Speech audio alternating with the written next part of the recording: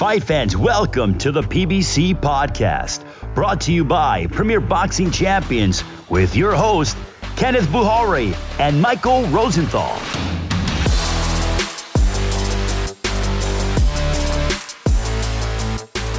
Welcome, everyone, to the PBC Podcast. I'm Kenneth Bouhairie.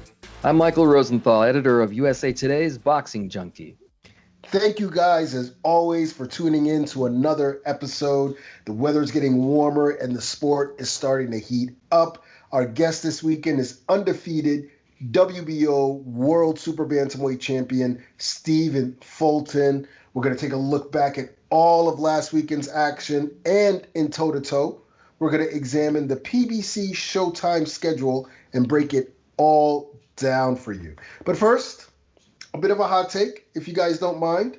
Last week, we saw more celebrity / YouTube boxing as Jake Paul knocked out Ben Askren in about a minute or so. Paul is undoubtedly the undisputed king of celebrity boxing. But now folks are starting to talk about Paul as if he's a legitimate boxer, an up-and-coming prospect, if you will. Mike, what do you make of all that? I guess he's as legitimate as a 3-0 boxer can be, which isn't very legitimate. Listen, the kid deserves some credit. You know, he works hard. He's trying to learn. He predicted he would stop Askren within 2 rounds. He did that. And that was a good punch by any standards. That was a real good punch, just the sound of it. And I have to say that I predicted Askren would win because he has experience in combat sports. I thought that was going to make the difference. So kudos to Paul. That said, people just shouldn't get carried away with this. I mean, that's just ridiculous. Paul isn't the hot prospect he says he is. He's a beginner. He's learning the fundamentals right now. He's like anyone who walks into a gym and takes boxing lessons, although he obviously has put more time into it than the average Joe, and he appears to have some natural ability. I have to give him that. But in summary, he's a baby, maybe a toddler in terms of his development. Yeah, I tend to agree with you. I mean, I think, first of all, Paul fighting boxers, legitimate boxers, is a whole different world. But look, maybe he's taking it serious. You know, maybe he's living the boxer life and he's doing all the things, everything the right way. And if that's the case, and he's brought along slowly, maybe he develops into something. I mean, he's only 24, still kind of late, but he'd have to be moved really slow. But if he's looking to make some big money, you know, and decides to fight a contender or a champion or something like that, I think it's going to be I don't see curtains for him. Yeah, I mean, that's the end of the dance. But a lot of folks, you know, particularly boxing fans, hardcore fans, are really not feeling these events. Mike, in your opinion, are these shows some sort of indictment on the sport of boxing? Honestly, I don't think they say much of anything. People like Paul are exploiting the sport for their own gain and taking precious attention away from real fighters, which I believe is unfortunate. He has a right to do that, though. You know, we have a capitalist economic system, supply and demand, and there's obviously demand for guys like Paul. I'll add that I have no idea whether young people who pay to see Paul fight will become boxing fans, will stick around to watch other fighters. I have no idea. I kind of doubt it, but I just don't know. I think it's just like almost a separate thing from real boxing.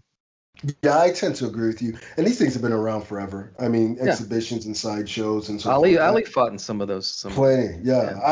I don't think it affects the sport one way or the other. All right, with that, it's time to bring in our guest this week. He is the undefeated WBO World Super Bantamweight Champion, representing the fighting city of Philadelphia, Cool Boy Stephen Fulton Jr.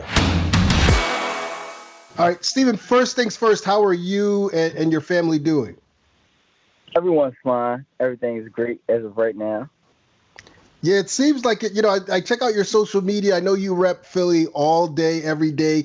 But one thing that stood out to me that I saw recently, how come it took you so long to tell us about Kingston 11? I mean, I've never heard of this restaurant before. I've been to Philly a bunch of times, and then I saw something about jerk fried chicken.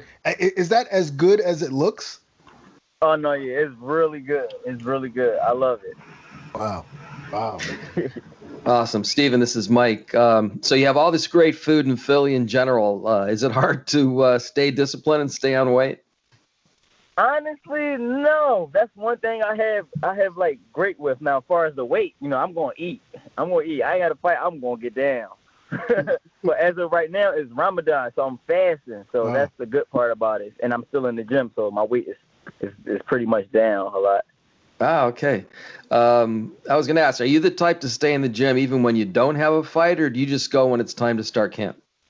Oh, no. I stay. Now, I used to be like that. This is before I actually, fell in love with the sport. Like 2019, when I start first getting, a lot of recognition, that's when I stayed active in the gym. But before that, I was, here and there in the gym. Only when I had a fight coming up, I was just beating these undefeated guys off of pure talent. But now things are different. I have to stay here, so I'm in the gym all year round. Were you like that? Did you stay in the gym before the Angelo Leo fight? Oh yeah, before the Angelo Leo fight, I was training since September. Wow. Yep. Now, speaking of fights, PBC and Showtime, they announced a whole slate of fights from now to September. I think I know what your answer is going to be, but what's your favorite fight on the calendar? My favorite fight on the calendar. I'm about to look back at the calendar right now. My favorite fight on the calendar. All right, so I have to say,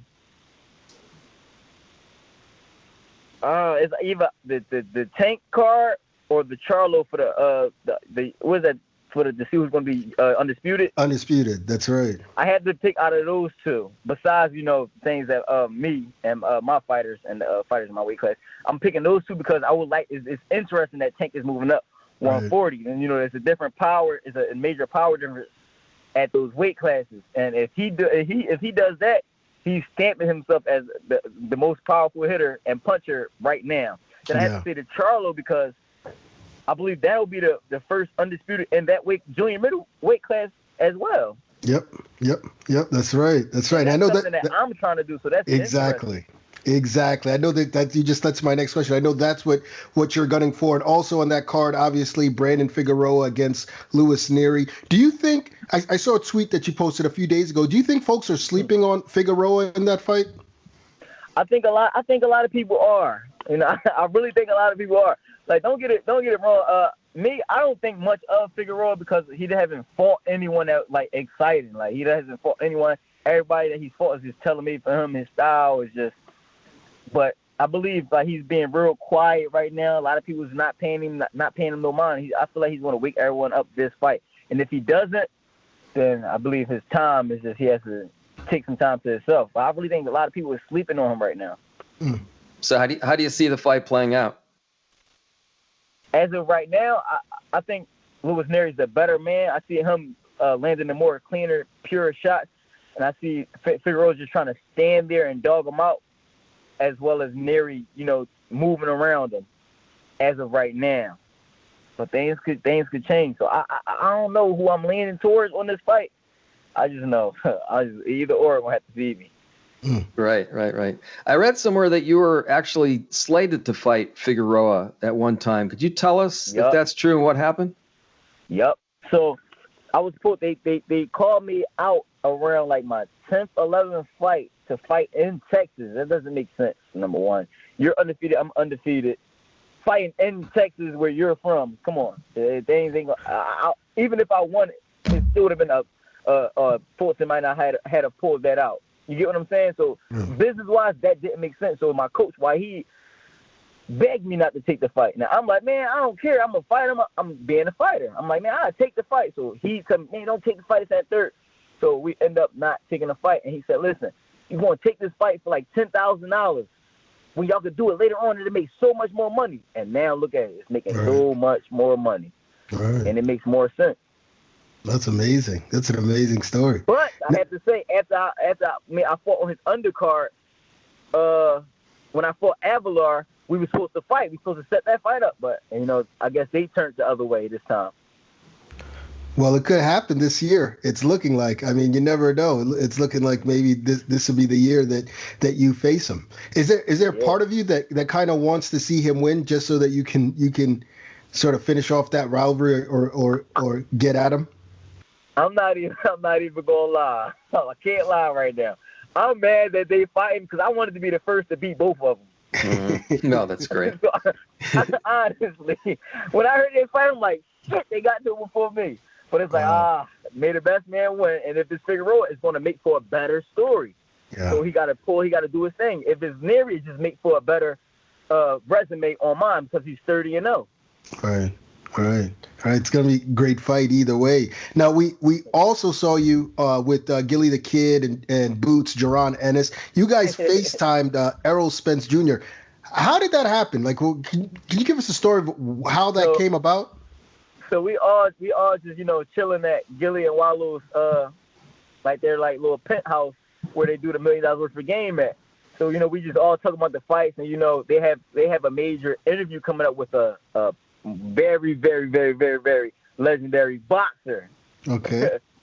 So he was letting us know, like, this boxer, I don't want to really drop names because I don't know, like, when they're going to pronounce it. But they said that the fighter, or the former legendary fighter, was talking very highly of Boots. So then they got on their phone. We started making videos. So they're like, Gilly always makes videos that posts us up so we can get our followers up and things like that, and just get a lot of shine and just enjoy ourselves. So he started making a video up about it, and I posted it. Then Gilly posted it. So once we posted it, Yellow Beezy follows Gilly, and he straight FaceTimes Gilly with Earl Spence on the phone. So we like, oh!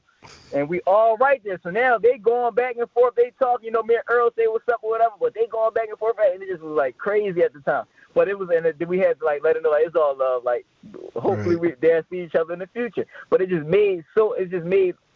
was good for Boots to get that more exposure and just build that fight going, like the hype of it coming up, if that makes sense. Right.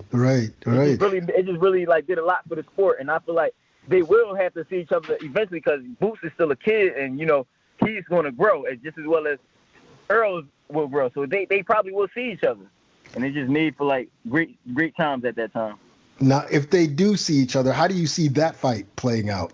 Oh man, I really don't know on that one. I can't even lie. That'd be a hell of a fight. That probably had to come down to who wanted the more. That'd be a dog fight. Yeah. Because Earl's not no quitter. Earl not gonna get up, and Earl he's good at what he's do. He's a great pressure fighter. And Boots is just so elusive, and people still have yet to see the things that he can do. So it's like that's going to be a great fight. Wow.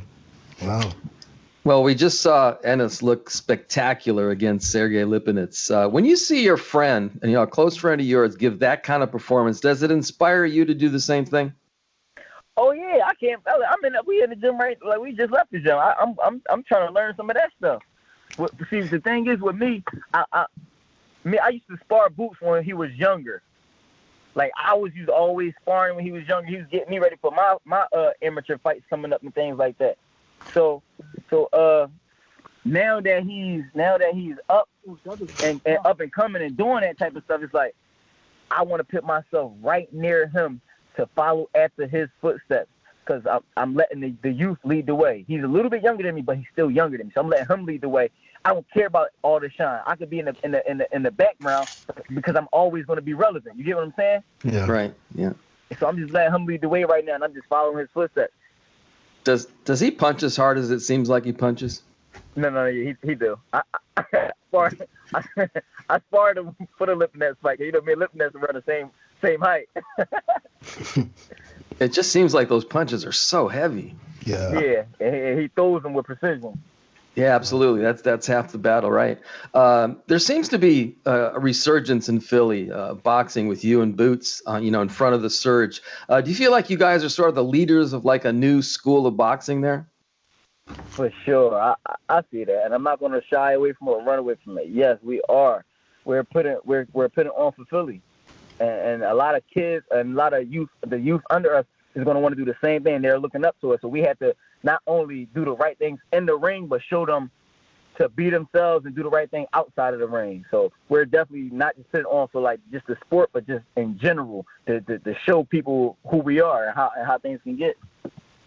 Now, you're scheduled to return in September. Did you ever consider maybe taking a tune-up or anything in between? if it was presented to me, yeah. But if not, then I'm waiting to become undisputed. I'm patient. I'm very patient.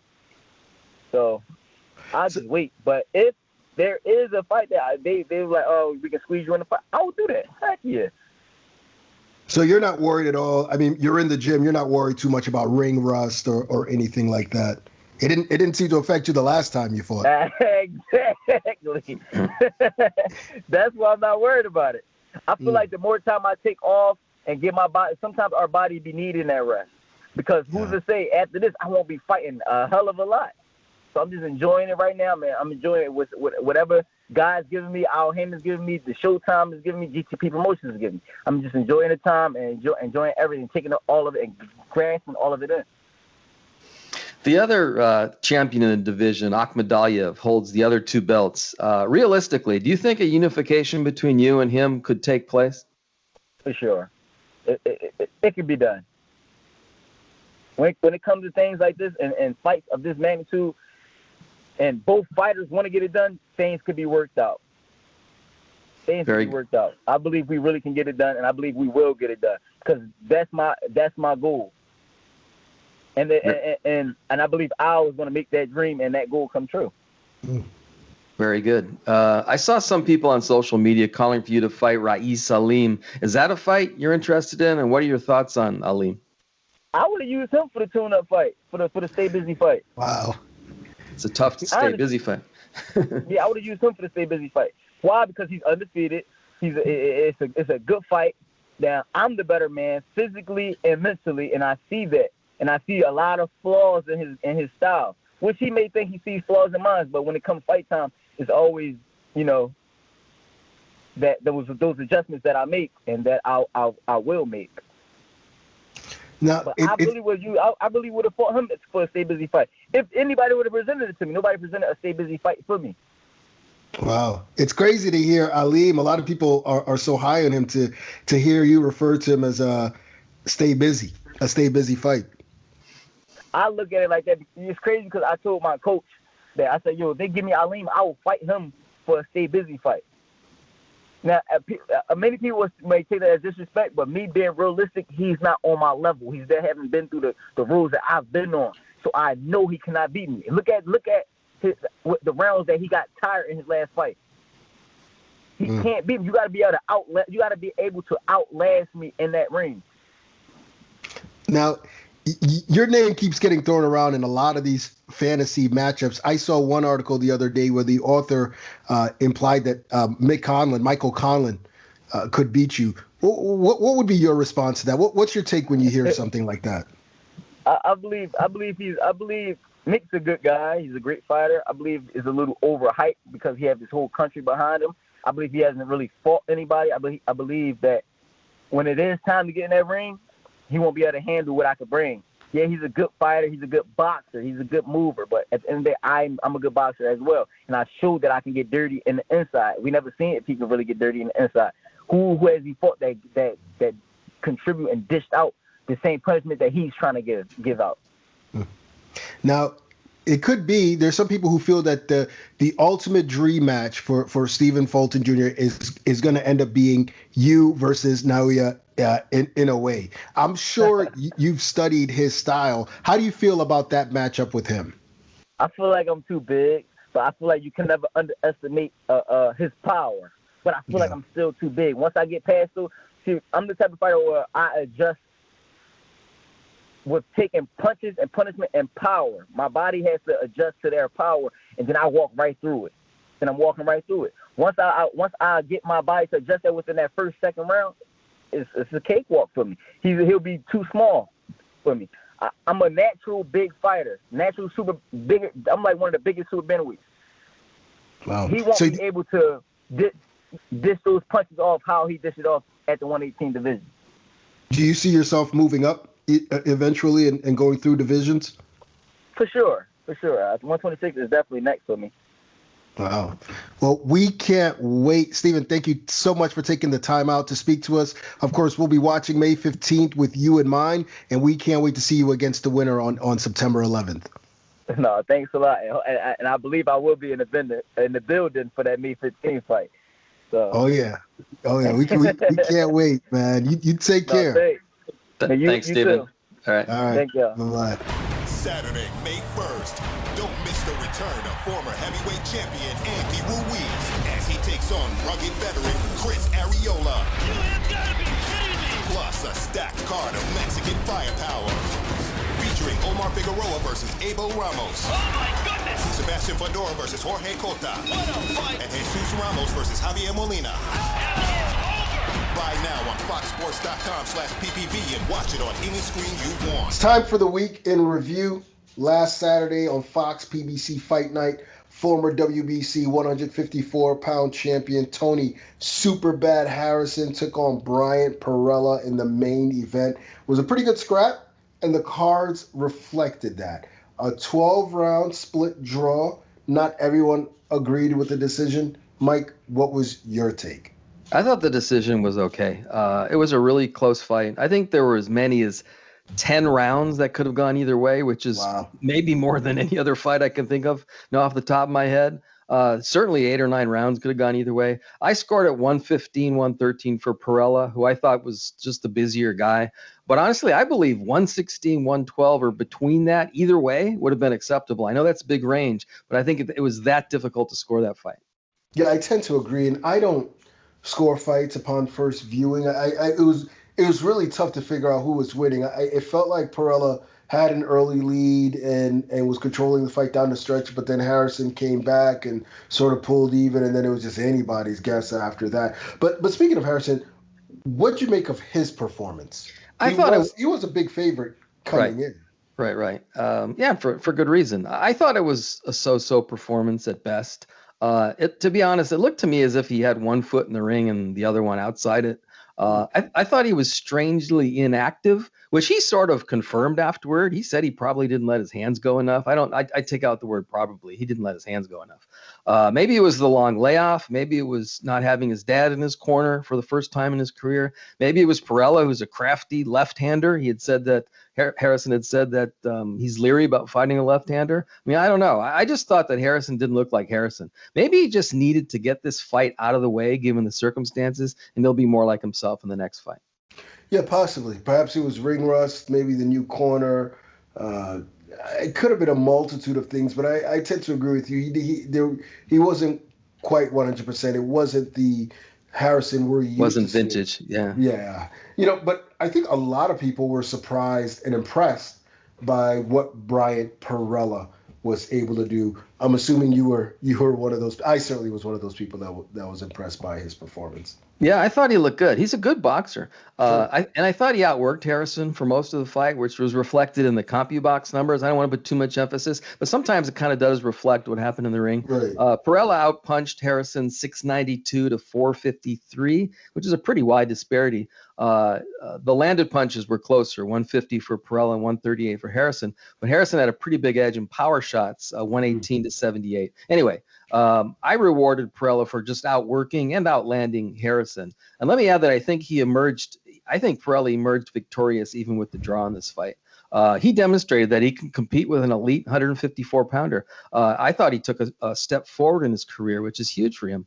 Remember, he was coming off that last-second knockout loss to Abel Ramos. That was bad. That was a really bad fight. This was an extremely important fight for him, and I thought he did real well. He needed a strong performance, and he gave us a strong performance. Yeah, he certainly did. And you know what? He mentioned that Roy Jones, one of the first things Roy Jones did was basically tell him to move up to 154. That he'd probably be better suited for that weight. And perhaps it looks like Roy was right because he looked significantly better at 154. His stamina was improved. He was sharper. You name it, everything. So I like that tandem of him and Roy. I'm looking forward to seeing what's next. And speaking of what's next, what should be next for each fighter, in your opinion? Well, Harrison's past fighting like guys below Perella, that's for sure. I think he needs to fight a guy at that level. I hadn't thought about any specific guys, but I think he needs to, he's 0-1-1 in his last 2 fights now. Actually, they both are. He needs to get a win over, a good opponent. So you pick that opponent. It's got to be on the same level as Perella. As far as Perella goes, the same kind of thing. And neither one of these guys wants to take a step backward. I think they both need to fight a good 154-pounder to take the next step. Yeah, I tend to agree. I think the most important thing for both guys, particularly for Harrison, is that they get back in the ring as soon as possible, and just continue and try and build momentum. Harrison, to me, looked a little rusty, a little off. I think he needs to be more active going forward. Now, in the co-feature, unbeaten super lightweight prospect Omar Juarez improved to 11-0. The wide unanimous decision win over Elias Damian Araujo. Mike, this was Juarez's first 10-rounder. What was your take on his performance? I thought he looked terrific. He's another one of those talented, poised beyond his years young fighters, and there seems to be a lot of those around right now. He delivered a nice blend of boxing and putting a hurt on Araujo, who seemed to be like a decent, rugged guy, and I thought Juarez was in control. Juarez isn't a huge puncher, but I wouldn't call him a light puncher either. It looked to me like some of his shots stung Araujo. I thought it was a strong performance. Yeah, very strong. He showed a lot of different facets, good defense, good movement and everything. I would have liked to have seen him pick it up a little more and maybe throw some more punches. I feel like maybe if he did, he might have been able to pull off the stoppage, but still a very impressive performance in his first 10-round fight. Where is Juarez in terms of his development? What do you see, and how far away is he from contending? I think he's pretty far along in his development. He had a good amateur background, which is why he looks as polished as he does now. He looks to me like a guy with more than 11 professional fights. Here's the thing, though. He has to prove he's as good as he appears to be against the next level and then the level after that in opposition. One step at a time. That's coming for him. Yeah, for sure. Now, how about what happened in the opener? We got a pretty big shock. Welterweight prospect Vito Melnicki Jr. suffered the first defeat of his pro career, losing an 8-round majority decision to James Martin. Mike, what were your thoughts on that huge surprise? Vito, what happened? You know what? Martin came to fight, didn't he? He's a quick, slick guy who threw things at Melnicki he probably hadn't seen before, at least not in a fight. I was surprised, but it's not as if Martin got lucky or something like that. He earned that victory. He outworked Melnicki. He was better than Melnicki in that fight. It was pretty shocking, but I got to say I was pretty impressed with Martin. Yeah, so was I. I mean, I thought Vito looked sort of flat. I did speak to him after the fight. He said he had an off night, expects to get back better and even stronger. But look, as you said, you can't take anything away from James Martin and what he did Saturday night. Well, overall, what were your thoughts on Martin? Well, I know he's only 7-2 with no knockouts, which is kind of bizarre. And he was coming off a shutout loss to Xander Zayas, who I guess is a pretty good fighter in a 6-round fight before that. He's coming off a shutout, and then he did that to Melnicki. I saw what I saw, though. He gave an inspired performance. I think this kid was inspired. I think he understood the magnitude of the moment and sort of rose to the level that he needed to rise to. He was just really good. We'll see if he could build on this. I'm really curious to see what Martin does going forward. Yeah, for sure. What about Melnicki? Do you think he can bounce back from this? Yeah, of course he can. I know he was devastated. You could tell by the expression on his face after the decision was announced, and that's understandable. But sometimes it's good. Number one, sometimes it's good to get your first loss out of the way earlier. That sort of removes a level of pressure. That's no longer there. He doesn't have to worry about the fact that he hasn't lost. And that was a great learning experience for him. He'll go over that video a million times, pick his performance apart and work on the things he didn't do well. I think he should have been more aggressive based on Martin's lack of power, which Joe Goosen pointed out. We were thinking along the same lines. I think he should have gone to the body, which is a way that you could slow down a boxer like Martin. He didn't do that. So these are the kind of things he'll go, back to the gym and work on, and he'll be better going forward. This is the kind of fight that makes you a better fighter. Yeah, exactly. And it sounds like he's got the right attitude as far as what happened on Saturday night, and he's eager to get back in there and work on it. By the way, kudos to Efetobor Opochi. Opochi fought on the FS1 prelims. He remained undefeated and is now in line for a WBA Cruiserweight World Title shot. He just walked through Dion Nicholson 3 rounds, so I'm looking forward to seeing him get a crack at that. And also this weekend, WBO middleweight champion Demetrius Andrade returned against a mandatory challenger, Liam Williams. Andrade won a 12-round unanimous decision. Mike, what did you think of the fight? Well, Andrade followed his typical pattern. I thought he looked great for a few rounds, and then he's just good from then on, which is that's his MO. He won 10 of the 12 rounds on 2 of the cards, which is how I scored it too. I had it 118, 110. Actually 118, 109, I guess, because he got that knockdown. Right? Yeah. So anyway, so even when he doesn't look fantastic, he still wins easily. I think that says something about Andrade's ability.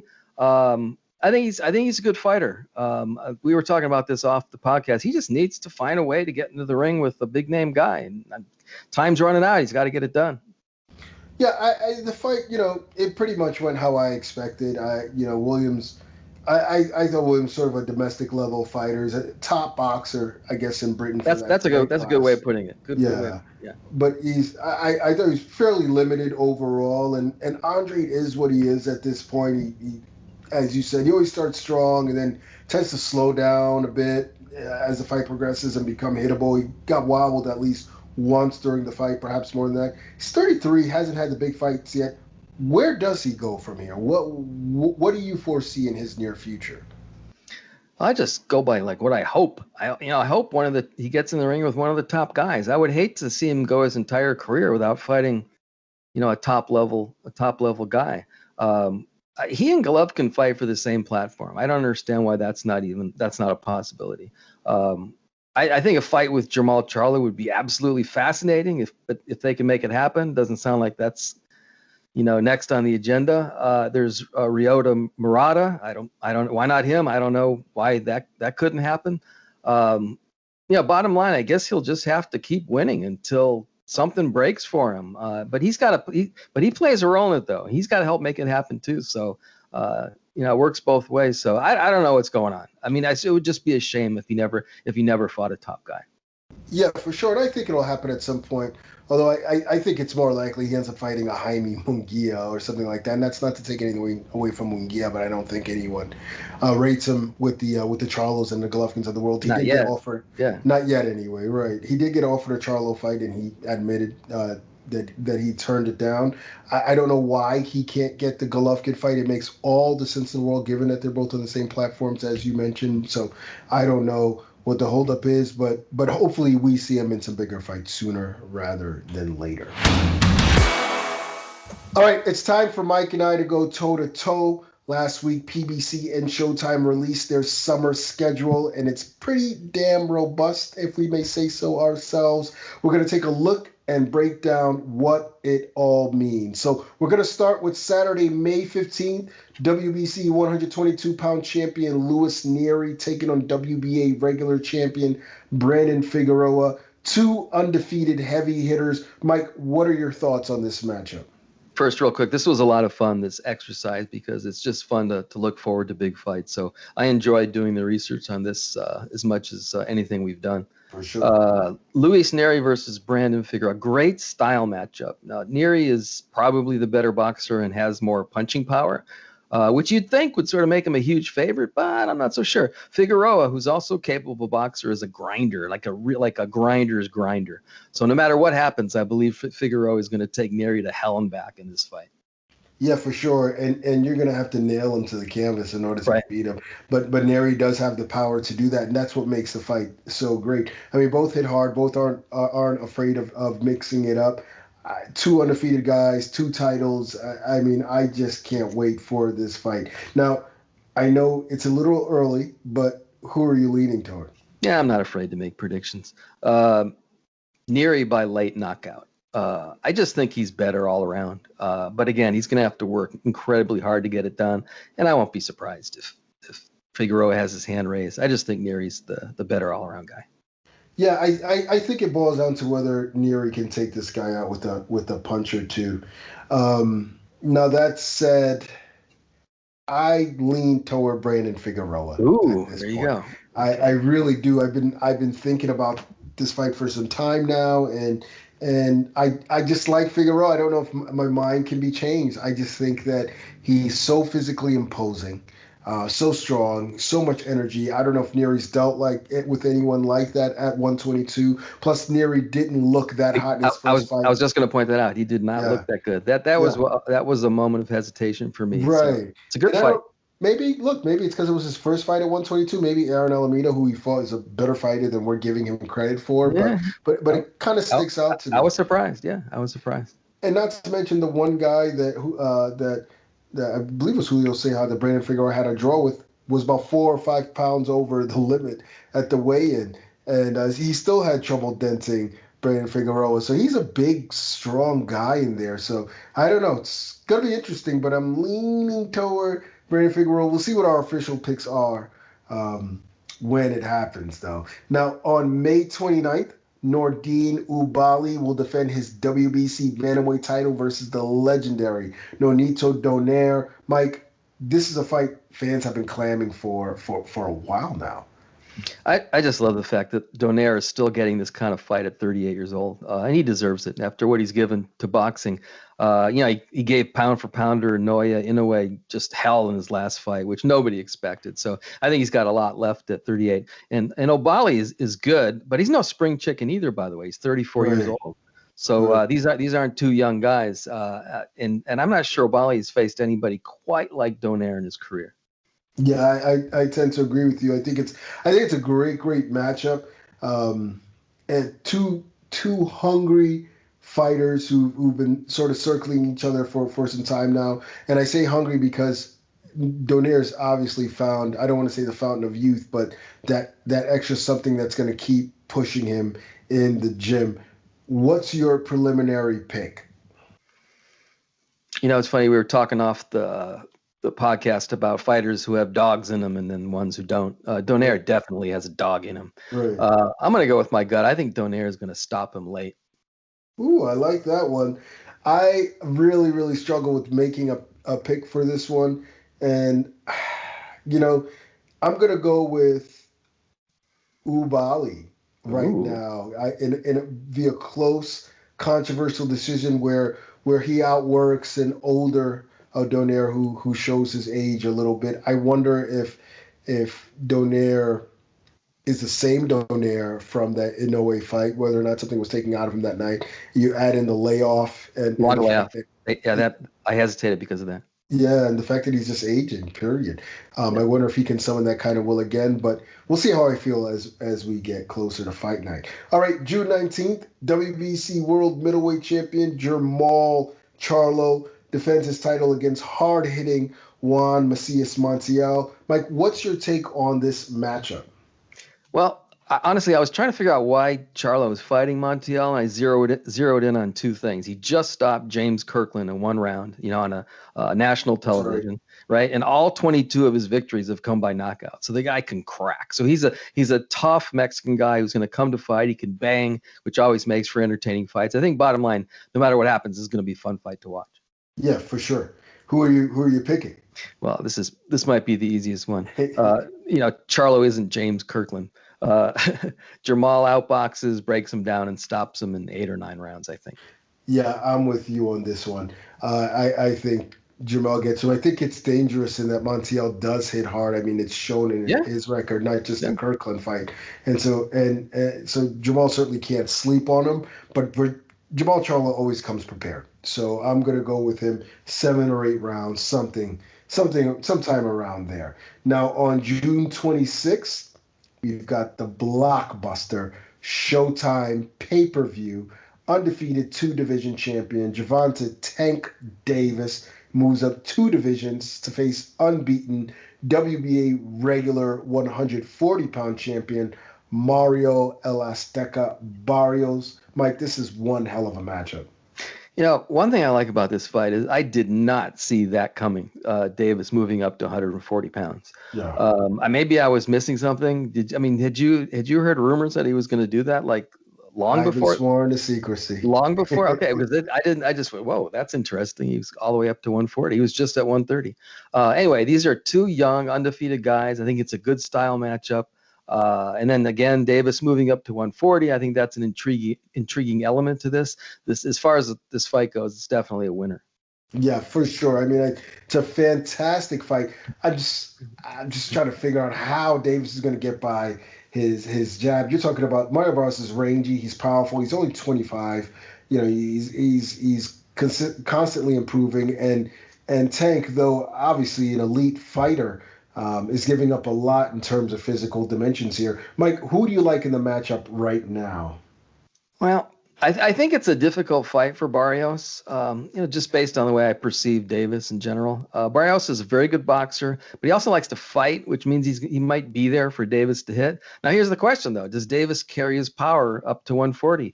I think he will, but I honestly have no idea. This is something that we're just going to have to see. But if I had to guess, I'm going to say that his combination of ability, which is what it is, he actually might be more comfortable at 140, and I think I'm guessing he's going to bring the power with him. So I'm going to go Davis by late knockout. Ooh, I like that one. I don't know. Shoot, man, I don't know if Davis can knock this guy out. Can knock I'm not. anybody out. Yeah, that's true. That is certainly true, and I think it says a lot if he does knock Barrios out. But I would lean toward Davis by decision for now. I don't know if he carries the pop up. I can see that. Yeah, I can see that. Some guys don't. Some guys don't. Some guys. And some of them it takes a while to sort of settle, and settle into that weight. Sometimes that power starts to show 2 or 3 fights in. Right. As they get more comfortable with the weights. I don't know if it'll show right away. Now in the co-feature, we got a WBC World Title Eliminator, Erickson Lubin versus Jason Rosario. Mike, why do we love this fight? Well, I like the backstories. Lubin is still battling back into title contention after he was stopped by Jermell Charlo in one round. That was just a devastating momentum killer for Lubin. Rosario is coming off that knockout loss to Charlo, which is the same deal. He was one minute he was a hot fighter, the next minute he was laying flat on his back. So you have 2 really good, hungry guys with a lot to lose in this fight, a lot to lose. And that always makes for drama. Yeah, exactly. And two guys who hit hard too. So I don't expect this one to go 12. The question is, who do you expect to be the last man standing? This is a good matchup. This was a tough prediction for me. I think this is essentially a 50-50 fight. I think Lubin is the better boxer probably, but Rosario has that power, which we saw against Julian Williams. This could be Julian Williams all over again, and he could end up doing the same thing. But I don't think he will. My gut says that Lubin is the one that's in a groove. I think he wins the decision. I'm picking someone to get knocked out. I and that person to me, right now, and I'm not sure because I keep wavering back and forth on a lot of these, quite frankly. But I like Erickson Lubin to win by knockout here. I think he's going to set up that left hand and get Rosario out of there. But this is a really dangerous fight. If he allows Rosario to work his way in, dig to the body, and land power shots, Lubin could be in for a long night or a short night. I mean, you don't want to mess around with Jason Rosario. But I think both these guys hit too hard for it to go the distance. So and Rosario sort of a never take a backward step, never say die kind of fighter. It's either you knock him out or you get knocked out yourself. So I'm going with Lubin for now. Now it's prime time on July 3rd on Showtime. Undefeated Chris Primetime Colbert defends his WBA interim 130-pound title versus former champion Yuriorkis Gamboa. Mike, what's your take on this fight? Well, we're all excited about Colbert, and when a guy like that takes a step-up fight, which is what this is, it's exciting. Gamboa isn't what he used to be, but he still has skills, and he'll fight hard. He'll come to fight. I think a dominating victory for Colbert will put him in a very strong position going forward. Yeah, for sure. I think it's a good barometer for Colbert fighting an older former world champion. Also, Gamboa's moving back down to 130. I mean, he's been campaigning 135 for a long time now. This is more of a natural weight for him. We'll see if that helps him, and he certainly believes that it will. But we saw Gamboa go 12 with Gervonta Tank Davis. He was stopped in the 12th round, and then he went the full 12 with Devin Haney. What can Chris Colbert do? Colbert hasn't had the same fanfare as some of these other younger fighters, but there are a growing number of people who feel he's every bit as good, if not better, than all the top young fighters in the sport. And this is an opportunity for him to make a statement. How do you see the fight playing out, Mike?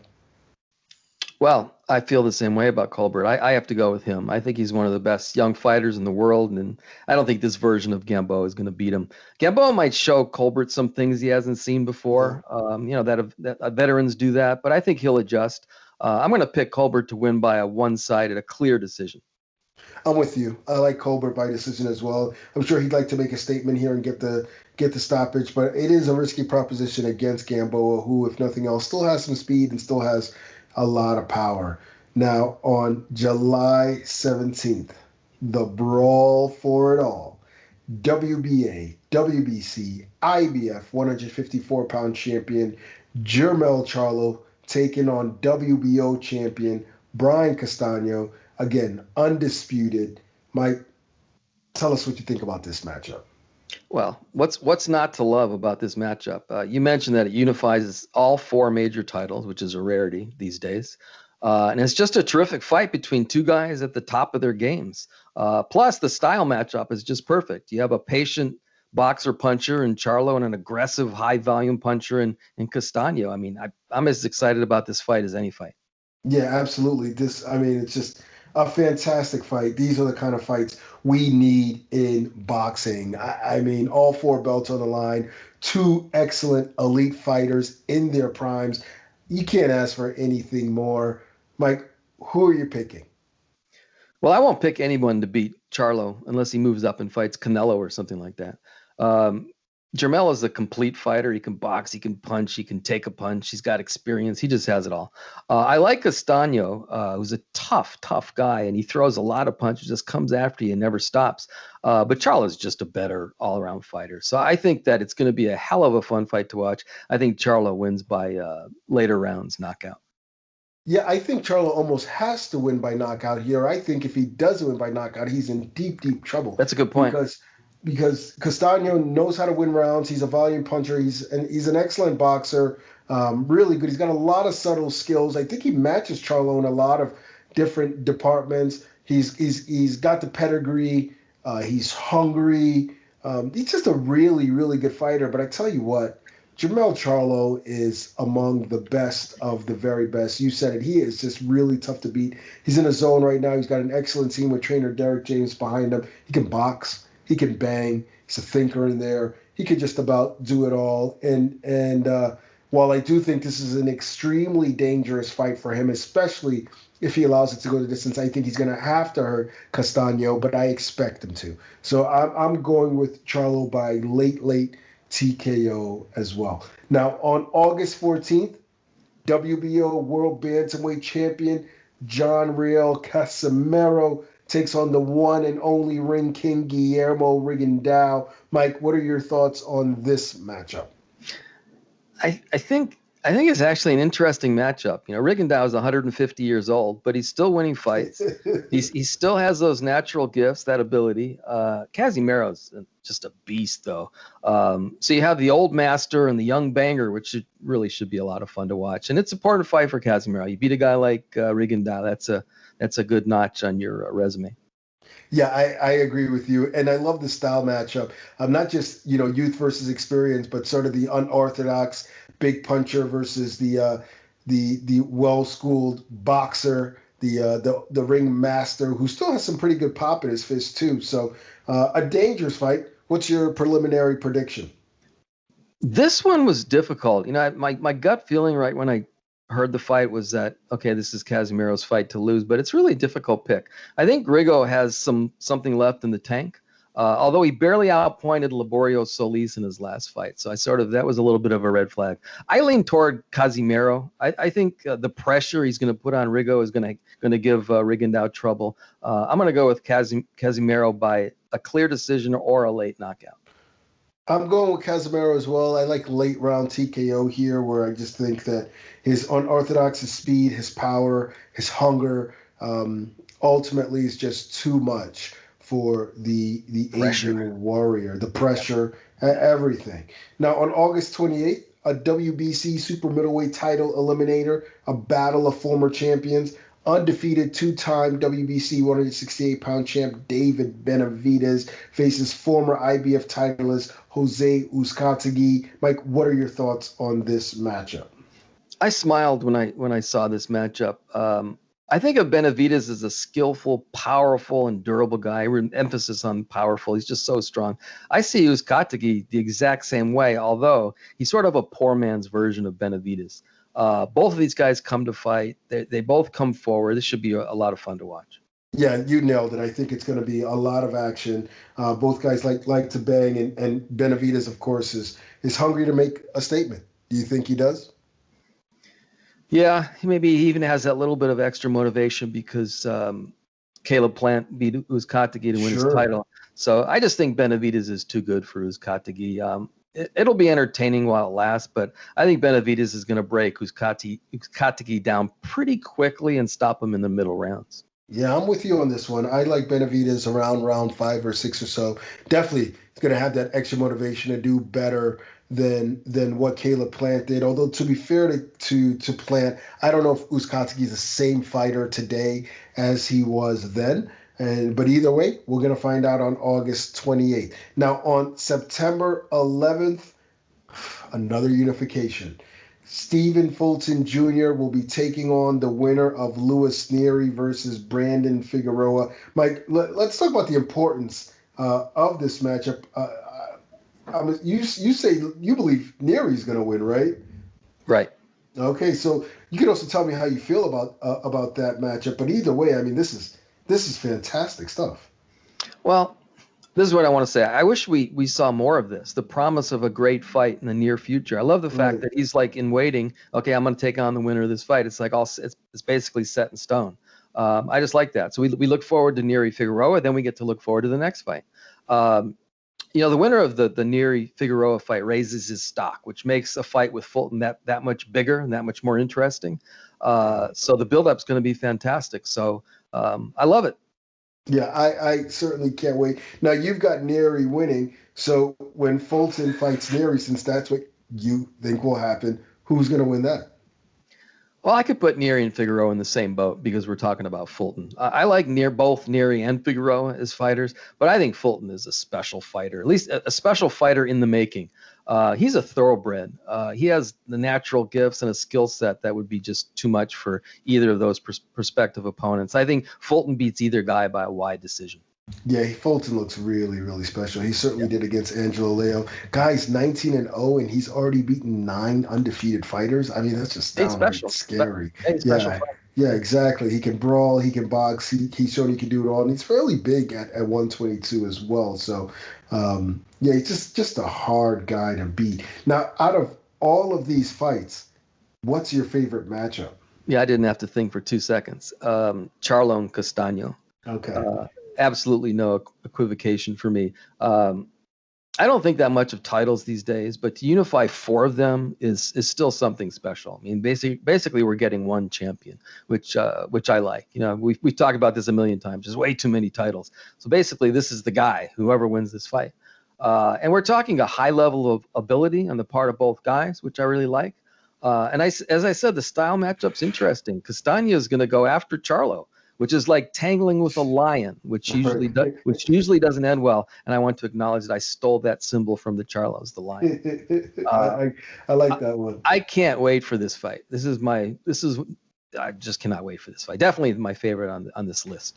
Yeah, I absolutely love that fight. And as you said, one king. There hasn't been an undisputed champion in the 4-belt era at that division ever. Goodness, how many undisputed champions have there been in the 4-belt era period? I can imagine not many. So this fight has huge implications, but I'm going to go with Gervonta Tank Davis versus Mario Barrios. Huh? I like the intrigue and what Tank is trying to do. Like you said, it's not like he was at 130 for his last fight. It's amazing.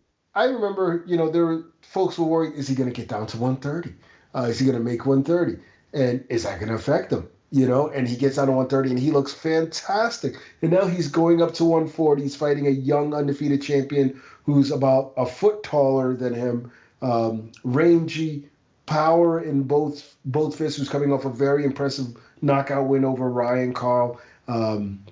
on Tank's last card, I believe. So I mean, it's just a wonderful, wonderful matchup. And also, although I don't put too much emphasis on belts, as many as there are nowadays, I do think that it speaks to the level of opposition that Tank has been facing. That he would, if he beats Barrios, he'll be holding titles, regardless of whatever kind of titles there. He'll be holding titles in, simultaneously in 3 divisions: 130, 135, and 140. I didn't think about that. So eat your heart out, Henry Armstrong. No, let's not go that far, but yeah. But yeah. I hear you know what? I think it sounds to me like a smart move. Yeah. Oh yeah, no, definitely accomplishment. It's pretty amazing, to be honest with you. But I think it might be a smart move for him to move up to 140. I imagine that he's just saying, it's just too hard. Why put myself through this? Why don't I just fight at a weight where I'm truly comfortable? And I'm guessing that's 140 pounds for him. It could be. I don't know if he'll campaign at 140. I have a sneaky suspicion that he'll go back down after this. But I love this matchup at 140. And hey, if he looks great enough, maybe he decides this is my division. As you said, I'm going to take this bad boy over and wait for the rest of these guys to move up. Who knows? But either way, I truly love that matchup. Can't wait for this entire schedule to play out, and it begins on May 15th on Showtime.